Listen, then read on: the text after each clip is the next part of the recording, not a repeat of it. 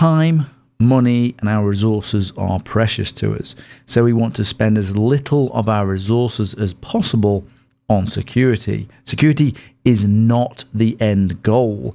The goal is to be getting on with the things that we want to actually do, like maybe surfing the web or writing an email or running a business. Most organizations are not in the business of security. Security is simply an enabler to do business and to do the things that we want to do. We don't want to do security for the sake of it.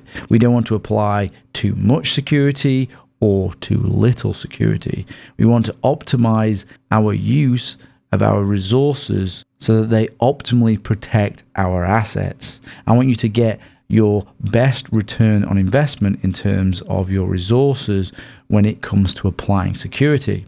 So the aim should be to protect what you value most and apply enough security so that you can do the things that you want to do safely online, or so that the business can function within acceptable levels of risk. So let's now do a simple thought experiment. Either for yourself personally, you can think about this for the thought experiment, or you can think about maybe in the context of an organization or a service or application. We're going to think about in the context of this thing that you want to protect. Consider their files, their emails, their accounts, and ask yourself, what is most confidential? What can't you afford to lose? What is irreplaceable? What could cause the most damage? What might impact your reputation? We could think in terms of things like photos, credit card details, bank account details, personal identifiable information, PII, account information, maybe social media, LinkedIn, Facebook, Amazon, PayPal, your primary or main email accounts, Bitcoin wallets and other cryptocurrency wallets, cryptocurrency exchange account details, browser history, secret or confidential files and data, password information, financial records. Think about if they were stolen, destroyed, or encrypted so that you couldn't use them or get access to them, or maybe placed on the internet and revealed to everyone to see. Perhaps put in the hands of cyber criminals and the potential they have to do something with them. This thought experiment should start to guide you towards the things that are of most value to you or the organization or the object that you are considering in this security context.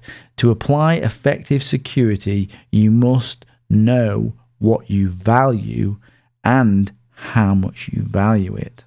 You must understand the security objectives for that asset. For example, do you not want it stolen? Do you not want it destroyed? Must it be available to you at all times? The things that we value, we will refer to them as your security assets. The things that we value, your assets.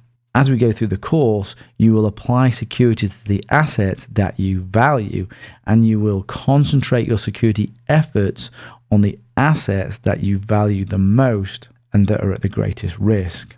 There's little point, for example, spending hours trying to back up files you can replace and not taking special care of files that you cannot.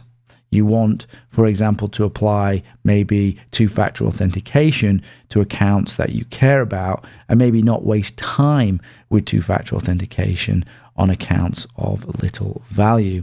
So security has its context. If you have assets in your mind now that you're thinking about as we've gone through the thought experiment that you want to protect or considering protecting, as a practical exercise, write down those assets. Then, as you go through the course, think about how you protect them with the security controls we discuss, or whether you can protect them with the security controls that we discuss, and update your list as you go through the course.